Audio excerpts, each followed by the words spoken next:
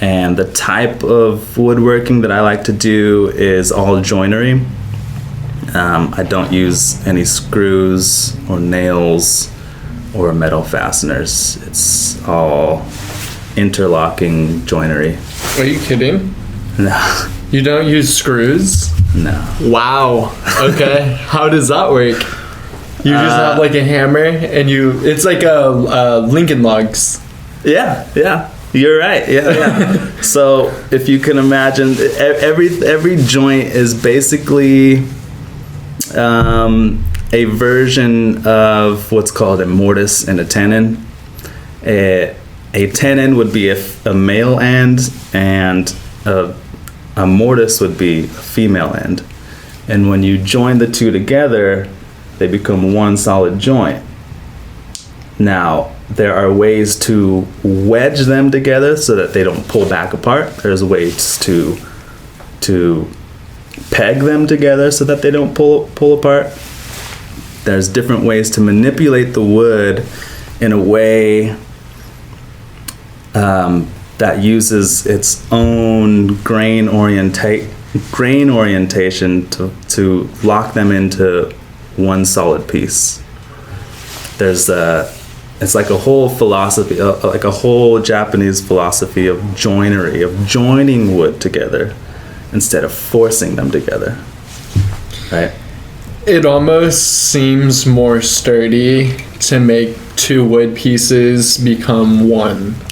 It is. Versus like having them together and then like screwing it or whatever, like making it become one. Yeah. That just feels way more fluid. Yeah. Like one whole piece. It's totally like Mr. Miyagi philosophy, but like if you take a look at some of the oldest structures in Japan or in India or in Germany, they use what's called timber framing, which is how I'm building my shop.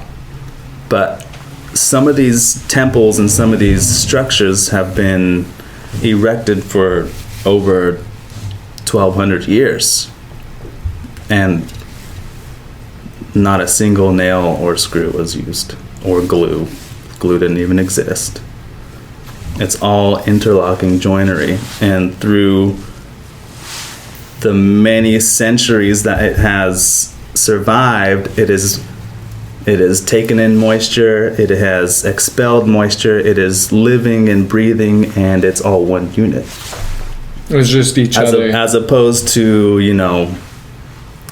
nailing two pieces of wood together. Well, it shrinks, it contracts and expands, and it contracts and expands, and it works its way away from one another. Where if it's joined, it's all together in one piece, and it lives and breathes as one. It's sort of stonerish, but these structures have withstood the test of time. That's kind of trippy.